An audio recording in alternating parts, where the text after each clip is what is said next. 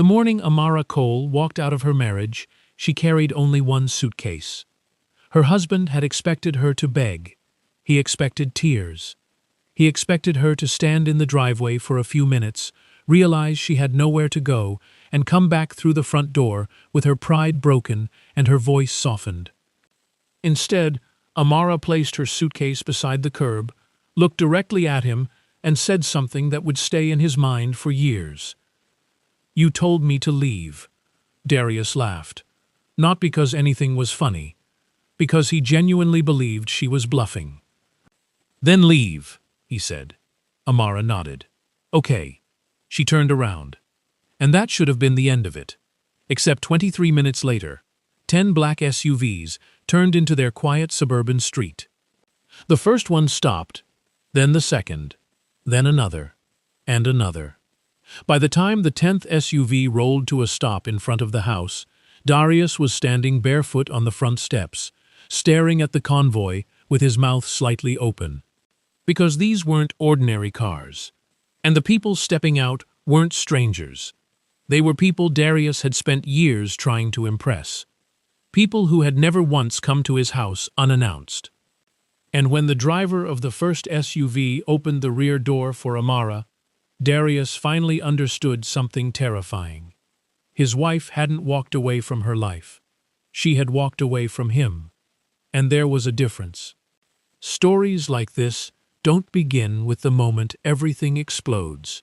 They begin much earlier, usually with little things. A joke that isn't really a joke. A silence that lasts too long. A person slowly becoming comfortable, disrespecting someone they once promised to protect. And sometimes, the most dangerous mistake a person can make is believing that someone who has been quiet is someone who has nothing to say. Darius Cole had made that mistake for almost 3 years. He just didn't know it yet. Amara had always been the kind of woman who noticed details. She noticed when the grocery cashier looked exhausted. She noticed when her neighbor's porch light had been broken for 3 weeks. She noticed when Darius stopped wearing his wedding ring to business dinners. She even noticed the small change in his voice whenever he spoke to her around his friends. At home, he called her my wife. Around successful people, he called her Amara. There was a difference. At first, she didn't mind. She believed marriage meant growing together. Darius had been ambitious when they met. He had dreams of becoming a respected commercial developer, and Amara had admired that ambition. She never needed him to be rich. She needed him to be honest. That was the part he had slowly forgotten. Their house sat inside an expensive development outside Atlanta, surrounded by carefully trimmed hedges, stone walkways, and homes where people rarely allowed their curtains to remain open after sunset. The neighborhood was beautiful, but their marriage had become strangely quiet. Darius worked late. Amara worked from home. Dinner was often eaten at different times. Conversations became schedules. Schedules became arguments. Arguments became silence. And silence became normal. That was the dangerous part. Not the shouting. The normality. One Thursday evening, Amara stood in the kitchen preparing jollof rice and grilled chicken. It was one of the few meals Darius still requested. His mother had taught Amara how to make it before they got married, standing beside her in a tiny kitchen and laughing whenever Amara tasted the pepper before it had finished cooking. "Marriage is easier when your husband thinks you can cook," his mother had joked. Amara had laughed. Years later, she wasn't sure whether the joke had been a warning. She heard the garage door open. Darius walked inside. He didn't greet her. He dropped his keys onto the counter. "Why isn't my blue suit ready?" Amara turned. "Your blue suit? The one I told you about yesterday." "You didn't tell me yesterday." Darius sighed. "Amara?" That one word contained irritation, disappointment, and accusation. She wiped her hands on a towel. "I've been working all day. You never mentioned the suit. I shouldn't have to mention everything." She stared at him. There it was again. That little sentence. The one he used whenever he wanted her to feel guilty for something he had never communicated. "I'll get it ready," she said. "No, forget it." He grabbed a bottle of water. Then he looked at the stove. "You made jollof?" "Yes." "For who?"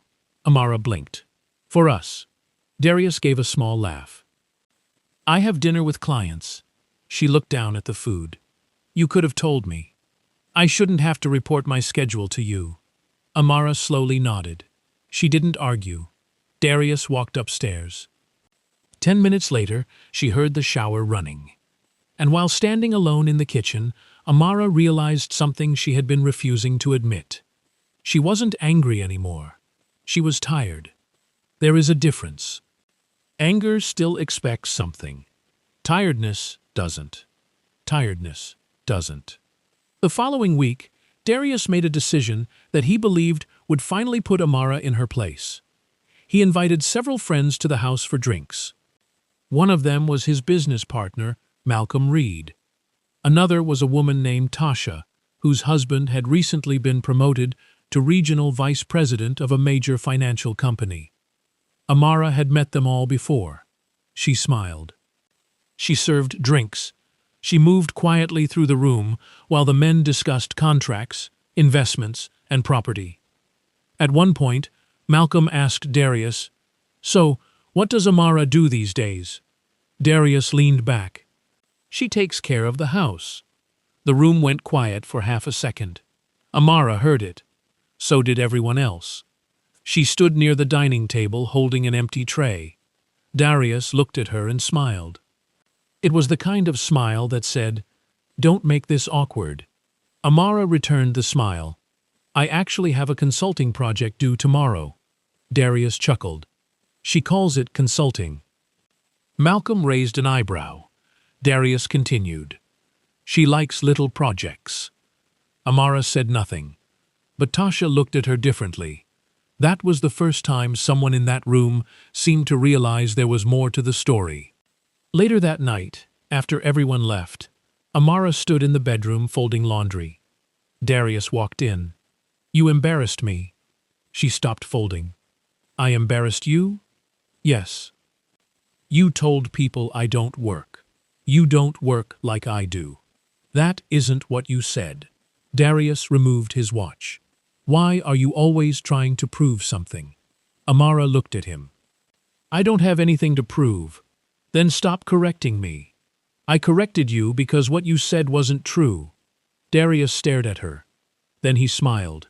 Not kindly. "You know what your problem is?" Amara waited. "You've forgotten who is keeping this house running." She looked around the bedroom. Then back at him.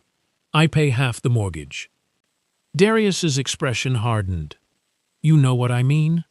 "Yes," she said quietly. "I do." The next morning, Amara woke before sunrise. She made coffee, packed her laptop, and sat at the dining table while the house was still dark. She opened an email she had received 2 weeks earlier. She had read it dozens of times. Board confirmation. Final approval. Underneath were several names. Amara's name was at the top.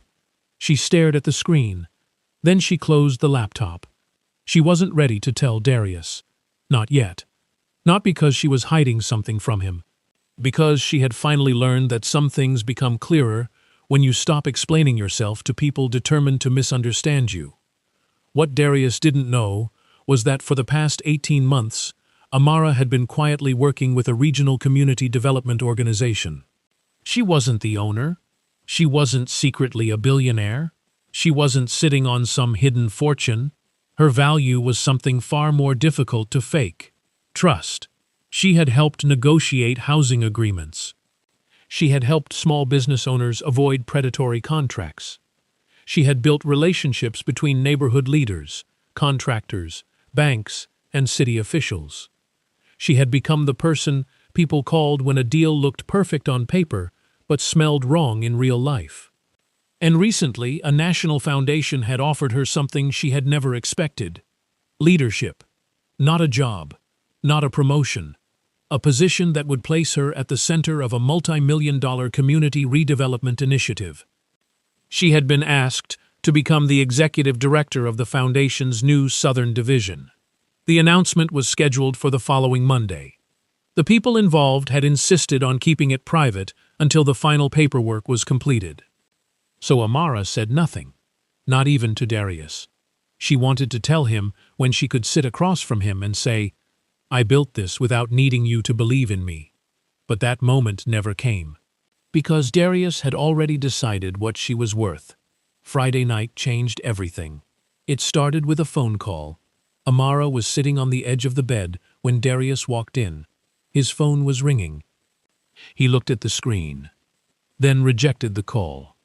A minute later, it rang again. This time, he answered. "Yeah?" Amara wasn't trying to listen, but she heard the voice on the other end. A woman, young, upset. Darius lowered his voice. "I told you not tonight." Amara froze. He walked into the bathroom and closed the door. She sat completely still. The conversation lasted less than 3 minutes. When he came back out, Amara was standing near the window. "Who was that?" Darius didn't answer. "Darius," he sighed. "It's work." "Work calls you twice at 11:30 at night?" "Yes." "A woman?" He looked at her. "Are you seriously doing this?" "I'm asking a question. You're becoming paranoid." Amara felt something inside her shift. Not break. Shift. Because she remembered every night she had questioned him before. Every unexplained dinner. Every late-night call. Every time he had told her she was imagining things. And suddenly, she wasn't interested in catching him. She was interested in understanding why she had spent so much time trying to convince herself that disrespect was normal. "I don't want to fight," she said. "Then stop acting like a detective." She nodded. "Okay." Darius walked toward the closet. Then he stopped. "You know what?" "What?" "If you're so unhappy here, leave." Amara looked at him. He continued. "Go ahead." She didn't move. Darius laughed. "You heard me." Silence filled the room. "You think you can just walk away and everything will work out for you?" Amara stared at him. He stepped closer. "Where are you going to go?" She said nothing. "Your sister's apartment." Still nothing. "You don't have another house." Amara's face remained calm. Darius mistook that calmness for fear. That was his second mistake. He pointed toward the bedroom door. "Pack your things." Amara's heart beat once. Hard. "Are you serious?" "I've never been more serious." She looked at him for several seconds. Then she walked to the closet. Darius smiled. He thought she was finally surrendering. He didn't realize she was packing. Amara didn't take much. 6 outfits. Her laptop. 2 pairs of shoes. Her grandmother's photograph. A small leather notebook. And the wedding album. She paused over the album, then left it behind. She zipped the suitcase. Darius stood in the doorway, watching. "You're really doing this? You told me to." He crossed his arms. "I didn't think you'd actually leave." Amara looked at him. "That's the problem." "What? You thought I needed your permission?" Darius scoffed. "Where are you going?" "I'll figure it out." "That's your plan." "Yes?" He shook his head. "You'll be back." Amara picked up her suitcase. She walked past him. At the bottom of the stairs, Darius followed. "Amara!" She stopped. He expected her to turn around crying. Instead, she did, and her voice was almost painfully calm. "You should be careful what you dare people to prove." Then she opened the front door. The evening air hit her face. She walked outside, pulled the suitcase behind her, and kept walking. Darius stood in the doorway. He watched her reach the driveway. She didn't turn around. She didn't ask him to stop her. She didn't even wipe the tears that had finally escaped down her cheeks. For the first time in years, Darius felt something he wasn't used to feeling. Uncertainty. But pride wouldn't let him call her back. He closed the door. "Let her go," he muttered. He poured himself a drink. Then another. An hour passed. 2 hours. No call. No message. At midnight, he checked her location. Her phone was off. He smiled bitterly. She'll be back. But he was wrong. Because while Darius sat inside the house waiting for his wife to regret leaving him, Amara was sitting in a quiet hotel room 20 minutes away. Her suitcase was on the floor. Her laptop was open, and she was reading a message that had just arrived. Everything is confirmed. Monday morning. The board wants you there at 8 a.m. She stared at the screen. Then another message appeared. One more thing. We have arranged transportation. Please don't come alone. Amara frowned. She typed, "Transportation? That's unnecessary." The reply came almost immediately. "It's not about transportation. It's about what happens when they realize who is arriving." Amara didn't understand. Not yet. Saturday morning, Darius woke up, expecting to hear movement downstairs. Nothing. He checked the kitchen. Empty. The coffee machine was cold. Her slippers were gone. The bathroom counter was missing half of its usual items. He opened the closet. Her side was almost empty. For the first time, he realized she hadn't packed emotionally. She had packed strategically. That bothered him. He called her, straight to voicemail. He sent a message. "Come home. We need to talk." No response. He sent another. "You are making this bigger than it needs to be." Nothing. Then another. "Don't embarrass yourself." Still nothing. Darius threw the phone onto the couch. That afternoon, he went to see Malcolm. They sat outside a restaurant overlooking a busy shopping district. Malcolm listened quietly. Then asks, "You actually told your wife to leave?" Darius shrugged. "She was being dramatic." "And she left?" "Yes." Malcolm stared at him. "Then maybe she wasn't being dramatic." Darius frowned.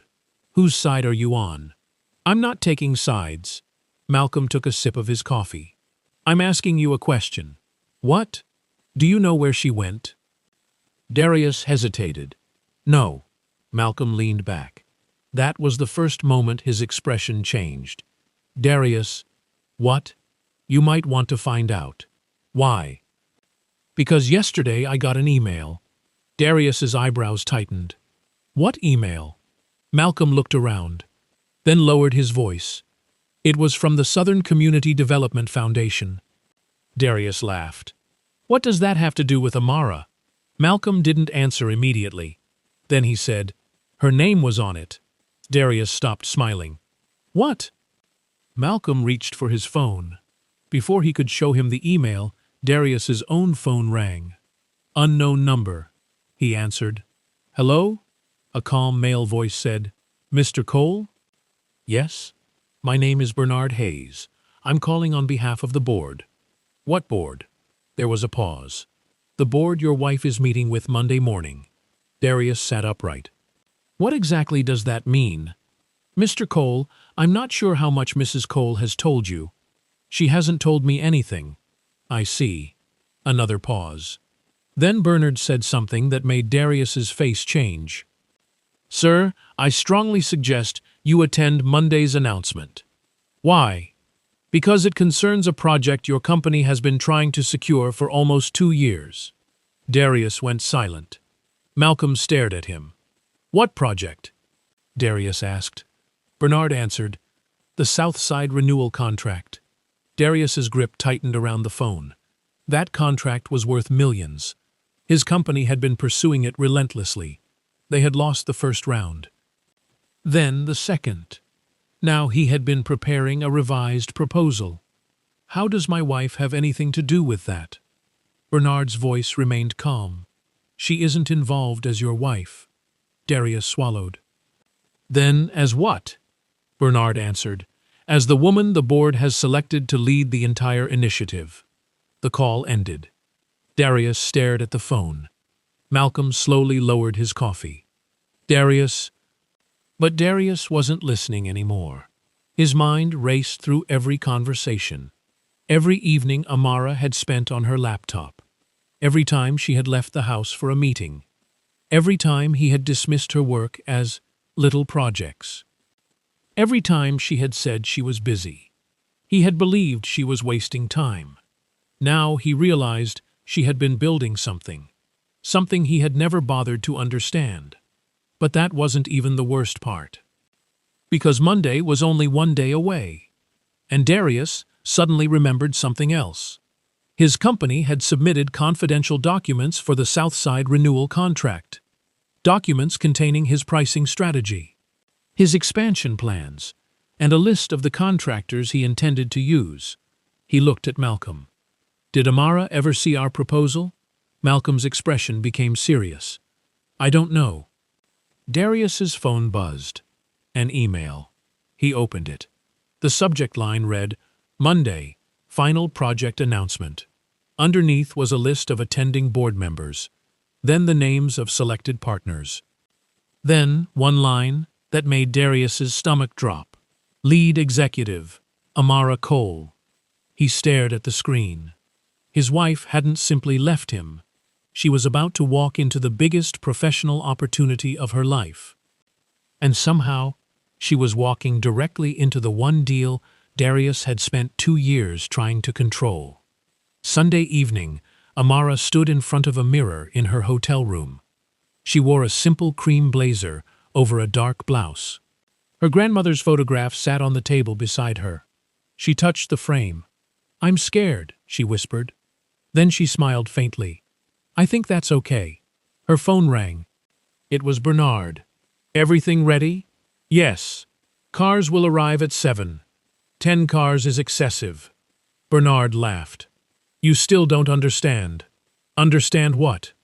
"The board isn't sending 10 SUVs because we want to impress you." Amara frowned. "Then why?" Bernard paused. "Because there are people waiting to meet you." "Who?" "I can't tell you yet."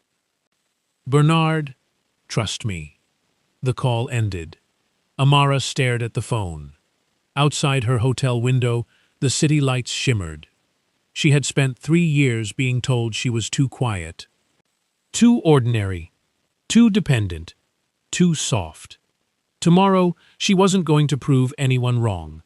She was simply going to stand where her work had already taken her. Monday morning came. At exactly 7:02 a.m., Amara walked out of the hotel. She had one suitcase. The same suitcase she had carried out of her house 3 nights earlier. A black SUV waited by the entrance. Then another pulled behind it. Then another. Amara stopped. "Bernard." He stepped out of the first vehicle. "Good morning." She looked down the driveway. 8 more SUVs were approaching. Her eyes widened. "You've got to be kidding me." Bernard smiled. "No." Amara shook her head. "I told you this was unnecessary.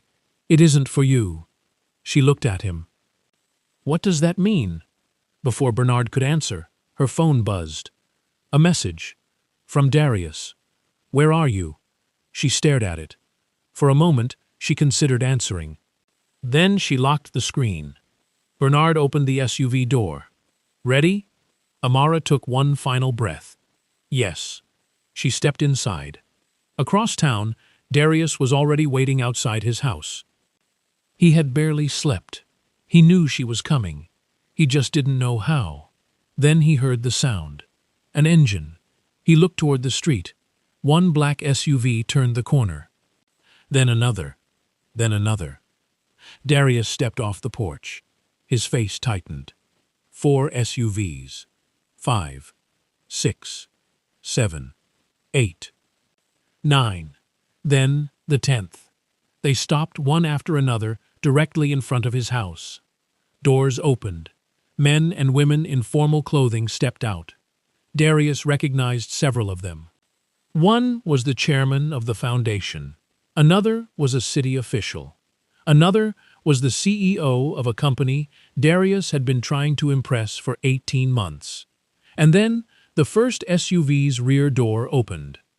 Amara stepped out, her suitcase in one hand, her head held high. She looked across the driveway. Their eyes met. Darius couldn't speak. He had told her to leave. He had told her to see what happened. Now she was standing in front of him, surrounded by 10 SUVs, powerful people, and an entire future he had never known existed. But then Bernard walked around the vehicle and handed Amara a folder. She opened it. Darius saw the logo on the front. His face went pale, because it was the same company logo printed across the proposal sitting on his desk. The contract he had spent 2 years chasing. The contract he thought would make him untouchable. And beneath the logo were 4 words: Final Executive Approval, Amara Cole. Darius looked at his wife. Amara, she closed the folder. Then she said quietly, "You told me to leave." Darius swallowed. "I didn't know." "No," she interrupted. "You didn't." She took 1 step toward him. "And that's exactly why we're here." But before she could say anything else, the chairman stepped forward. "Mrs. Cole," he said, "there's one more matter we need to discuss before the announcement." Amara looked at him. "What matter?" The chairman glanced toward Darius. Then back at her. "The board discovered something in your husband's company records last night." Darius's expression changed instantly. Amara slowly turned toward him. "What did they discover?" The chairman didn't answer. He simply looked at Darius and said, "Perhaps your husband should be the one to explain." And for the first time that morning, Darius wasn't afraid of losing his wife. He was afraid she was about to learn why he had been so desperate to make her feel small. Darius looked at the chairman, then at Amara, then back at the chairman. "What records?" The chairman's expression didn't change. "Your company submitted financial and compliance documents during the first phase of the Southside renewal bidding process." Darius nodded cautiously. "Yes, those documents contained information that raised concerns." "What kind of concerns?" The chairman looked toward Amara. "Conflicts of interest." Amara's eyebrows tightened. "What conflicts?" Darius stepped forward. "There's been a misunderstanding." The chairman raised one hand. "Mr. Cole, please." Darius stopped. That single gesture told him everything. This wasn't his meeting. For once, he wasn't the most important person in the room. Amara looked at him. "What did you submit?" Darius shook his head. "Nothing illegal. I didn't ask whether it was illegal." He looked away. "I submitted a proposal." And the usual financial disclosures." The chairman opened the folder. "That's not what we found." A woman standing behind him handed him another document. He glanced through it. "Your company listed 3 preferred contractors for the project." Darius nodded. "Yes. One of those contractors is owned by your cousin." Darius's jaw tightened. "He's qualified." "Another contractor has an outstanding regulatory dispute." "We disclosed that." "You disclosed part of it." Darius's face changed. Amara watched him carefully. The chairman continued. "And the 3rd contractor was removed from the approved vendor list 6 months ago." Darius immediately said, "That was temporary." The chairman looked at him. "According to the state records, it wasn't." Silence. Amara looked at Darius. "Why didn't you tell me?" He gave a bitter laugh. "Tell you what? That your company was using questionable contractors." "They're not questionable." "Then why are you defending them instead of showing me the records?" Darius didn't answer. Because he couldn't. Not without admitting what he'd done. The truth was less dramatic than a secret affair. And somehow, that made it worse. Darius hadn't built his company through some criminal empire. He had simply become comfortable bending rules. A favor here. A family connection there. A contractor chosen because they owed him something. A document presented in the most favorable way possible. A problem quietly pushed aside. Nothing felt serious enough to stop him. Until all those small compromises eventually became a pattern. And Amara had always hated that pattern. That was why Darius had stopped telling her things.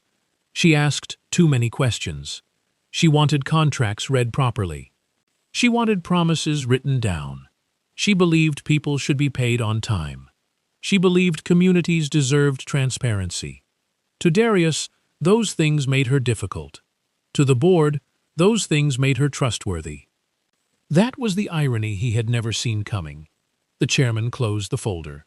Mrs. Cole, this is why the board requested an independent review. Amara nodded. Understood. Darius stared at her. Wait. Everyone looked at him. You're telling me she knew about my company? Amara shook her head. No. Then why was she selected? Because of her work. Darius laughed. You expect me to believe this has nothing to do with our marriage? Amara looked directly at him. It doesn't. He stepped closer. You've been working against me. No. You knew about the contract. No. You knew my company was bidding. I knew your company existed, Darius. Don't play games with me. Amara's voice remained calm. I didn't know you were bidding until now. That silenced him, because somewhere inside he knew she was telling the truth. The board members moved into the house. Darius followed reluctantly. His beautiful living room suddenly felt different. The furniture he'd chosen to impress guests now looked like a stage. The photographs on the wall felt like evidence of a marriage that no longer existed. Amara stood near the dining table. The chairman placed several documents down. We don't want to embarrass anyone, he said. Darius almost laughed. It's a little late for that. The chairman ignored him. We want the project handled properly. He turned to Amara. That's why you're here. Amara nodded. Then she looked at Darius. I want to ask you something. He said nothing. Did you ever believe in me? Darius looked confused. What kind of question is that? A simple one. He stared at her. You think I didn't? You made me feel like I had nothing valuable to offer. That isn't true. You told your friends I didn't work. I was joking. You told me I was too sensitive. You were. You told me nobody would take me seriously. Darius looked away. Amara's voice softened. And you told me to leave because you believed I had nowhere else to go. Darius swallowed. That was a mistake. No. She shook her head. That was the most honest thing you ever did. His eyes lifted. What? You finally showed me what you thought of me. Tyne. Darius had no answer. Because she was right. The argument they had that night wasn't really about the suitcase. It wasn't even about the woman who had called him. It was about power. Darius had believed that because the house was in his name, because his company had grown faster, because his friends admired him, he had become the center of the marriage. He had forgotten something basic. A marriage isn't a hierarchy. It is a partnership. And when one person constantly needs to feel superior, the relationship eventually becomes a courtroom where one person is always defending their right to exist. Amara had spent years defending herself. Now she was done. The chairman slid a document across the table. We have one final issue. Amara read it. Her expression changed. What is this? Darius stepped closer. It was a copy of a consulting agreement. His name was on it. So was Amara's. But Amara had never signed it. She looked at Darius. I've never seen this. Darius's face went pale. I didn't create that. Then who did? He didn't know. The chairman answered. It was submitted as part of your company's documentation. Darius picked it up. The signature beside Amara's name looked almost perfect. But it wasn't hers. Amara stared at the page. Her stomach tightened. Someone had forged her signature. And suddenly, the story was bigger than their marriage. Darius immediately called his attorney. The lawyer arrived less than an hour later. He examined the document carefully. Then asked Darius, who prepared the submission? Darius named his operations manager, Kevin. Where is he? I don't know. Call him. Darius dialed. No answer. Again. Nothing. His lawyer looked at him. Have you spoken with him recently? Friday. What did he say? Darius hesitated. He said everything was ready. Did you personally review the final submission? Darius looked down. No. His lawyer sighed. Then we have a problem. Amara folded her arms. What kind of problem? The lawyer looked at her. Potential fraud. Darius immediately said, "I didn't know about the forged signature. I understand. And I never authorized it. I understand that too.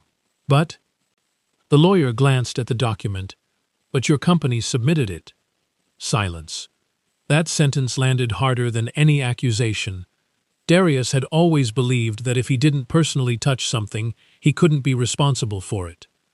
Now he was learning the difference between innocence and accountability. Kevin was eventually found. Not hiding, not running. He was sitting in his apartment, staring at his phone. When Darius called him again, Kevin finally answered. "What happened?" Darius's voice was cold. "Where are you?" "At home." "You forged a document." Silence. "What are you talking about?" "The Amara Coal Consulting Agreement." Another silence. Then Kevin said, "Darius, I didn't do that. Your name is on the submission." "I prepared the file." "Then who signed it?" "I don't know." Darius's voice rose. "You expect me to believe that?" Kevin breathed heavily. "Listen to me." "What?" "I told you there was a problem with the bid." "When?" "2 weeks ago." Darius remembered. Kevin had mentioned something about missing documentation. Darius had told him to handle it. Kevin continued. "You told me to make the package complete. I didn't tell you to forge anything." "I know." "Then what happened?" "I asked your assistant for the missing signature." Darius froze. "My assistant?" "Yes." "Which assistant?" Kevin gave the name. Darius's stomach dropped. It was the assistant who had worked directly under him for almost 4 years. A woman named Rochelle. Rochelle had access to his files, his email, his calendar, his digital signature. And, more importantly, she had been one of the people who encouraged Darius to stop letting Amara interfere with business. Darius hung up. He looked at Amara. "We need to talk." She shook her head. "No. Amara, no." Her voice wasn't angry. It was final. "You need to talk to your lawyer." Thun. The investigation began that afternoon. The board paused the project. The foundation didn't cancel Darius's company immediately. Instead, they opened a formal review. And Amara made one request. She wanted to remain completely independent from the investigation. That decision surprised everyone, especially Darius. "You're going to let them investigate my company?" "Yes." "Even though you know I didn't forge that signature?" "Yes." "You believe I did it?" "No." "Then why?" Amara looked at him. "Because believing you isn't the same as protecting you from consequences." He stared at her. That sentence hurt more than an insult, because it was fair. For years, Darius had expected Amara to protect him, protect his reputation, protect his mood, protect his image. Now she was refusing, not because she hated him, because she had finally stopped confusing love with rescue. 2 days later, investigators discovered the truth. Rochelle had forged the document, but she hadn't done it for herself. She had been pressured by Kevin, and Kevin had been pressured by Darius's senior project manager. That manager had been desperate to keep the contract alive because his compensation depended on winning it. But there was another layer. The project manager had discovered that Darius's company was unlikely to win the contract on merit. So he manipulated the paperwork. He believed that once the contract was secured, everyone could fix the details later. Darius had never ordered the forgery, but he had created the culture that made it possible. That was the part he couldn't escape. People had watched him reward shortcuts. They had watched him dismiss concerns. They had watched him say, "Just get it done." So eventually, someone had taken those words literally. When the report was presented to the board, Darius expected punishment. Instead, the chairman said, "Mr. Cole, your company will be removed from the current bidding process." Darius closed his eyes. He had lost. But then the chairman continued, "However, we are not banning your company from future projects." Darius looked up. What? You will have to restructure your compliance department, replace certain executives, and submit to independent oversight. Darius nodded slowly. He understood. This wasn't revenge. It was accountability. Then the chairman turned to Amara. Mrs. Cole, the board would like to proceed with you as executive director. Darius looked at her. Amara didn't smile. She simply nodded. Thank you, the chairman continued. There is one condition. Amara waited. You cannot use your position to influence any decision involving your husband's company. Amara answered immediately. I wouldn't. The chairman smiled. That is why we chose you. Zhu. 3 months passed. Darius's company survived. But it changed. He fired the project manager. Rochelle resigned. Kevin cooperated with the investigation. The company created an independent compliance office. Darius began attending ethics and leadership sessions that he once would have considered beneath him. But the biggest change wasn't professional. It was personal. He moved out of the house. Not because Amara forced him, because he finally understood that the home had become a monument to the man he used to be. He rented a small apartment. For the first time in years, he cooked for himself. The first meal was terrible. He burned chicken. The rice was undercooked. He almost ordered takeout. Then he remembered something Amara used to say whenever he complained about dinner. You don't need perfection. You need patience. He sat alone at his kitchen counter, and for the first time he realized how many ordinary moments he had treated like inconveniences. Amara didn't immediately file for divorce. That surprised her friends. They expected her to end the marriage quickly. But Amara wanted to understand something first. Was Darius actually changing? Or was he simply afraid of losing her? Those are not the same thing. Fear can make a person behave well temporarily. Character changes what a person does when nobody is watching. So she waited. Not passively. She lived. She accepted the executive position.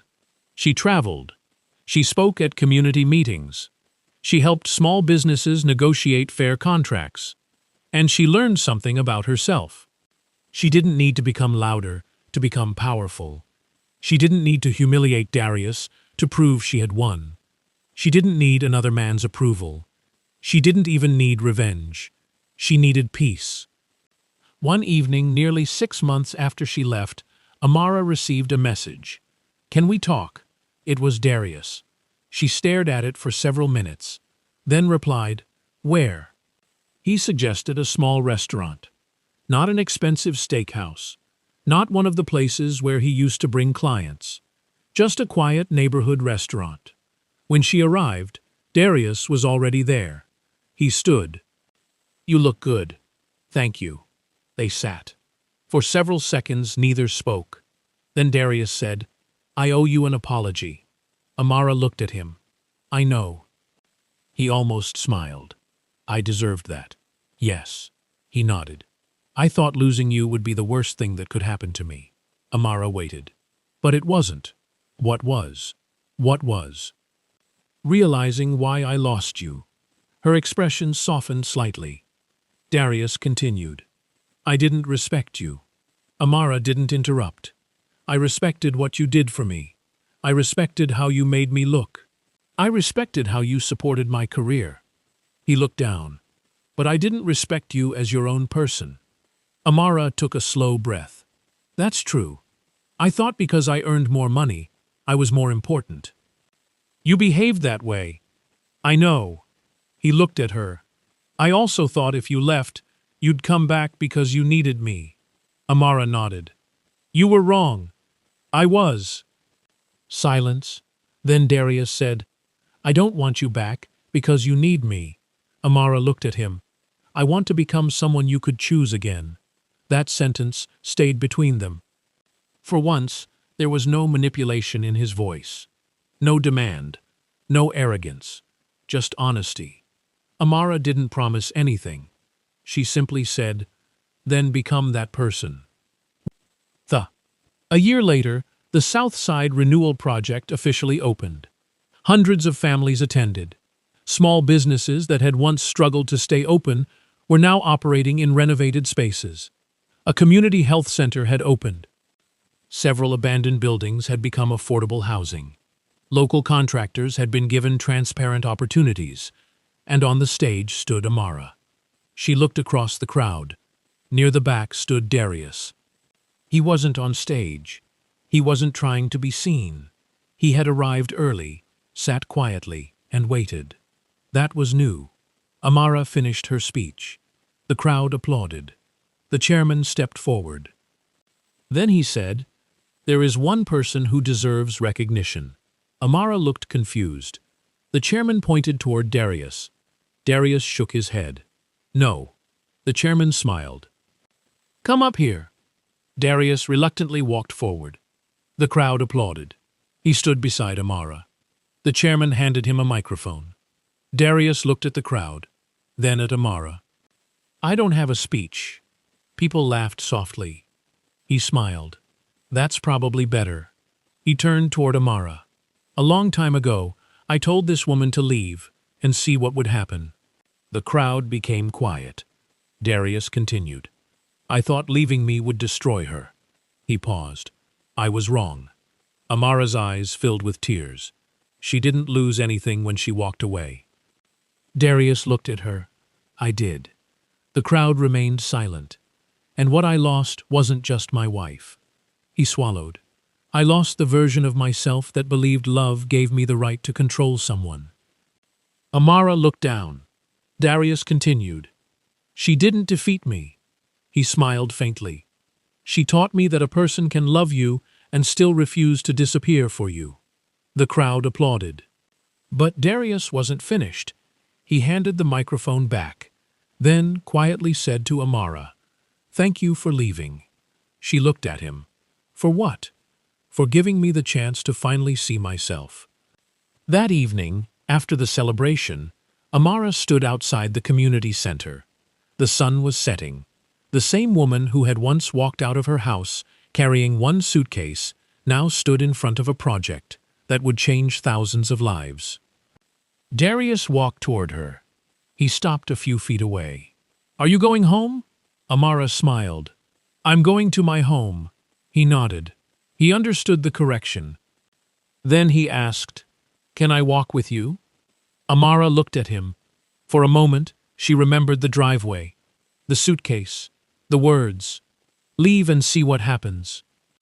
She remembered the 10 SUVs, the board, the investigation, the fear, the growth, the woman she had been, and the woman she had become. She didn't reach for his hand. Not yet. But she didn't walk away either. "Okay," she said. They walked side by side. Not husband and wife. Not yet. Just two people who had finally learned that love without respect becomes a cage, and that leaving isn't always the end of a relationship. Sometimes, it's the beginning of the truth. Darius had once believed that the 10 SUVs were the moment his wife showed him her power. He was wrong. The SUVs were only a symbol. The real power had appeared hours earlier, in a quiet hotel room, when Amara looked at her suitcase and decided she would no longer measure her worth by whether one man believed in her. And that is the lesson Darius never forgot. You should never make someone prove they can live without you, because one day they might. And when they do, the greatest loss may not be the person who walked away. It may be the version of yourself you became while believing they would never have the courage to leave. Sometimes betrayal doesn't destroy you.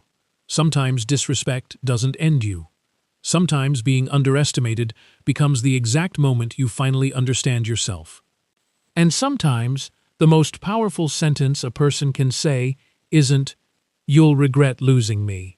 It's simply, "You told me to leave." And then they leave.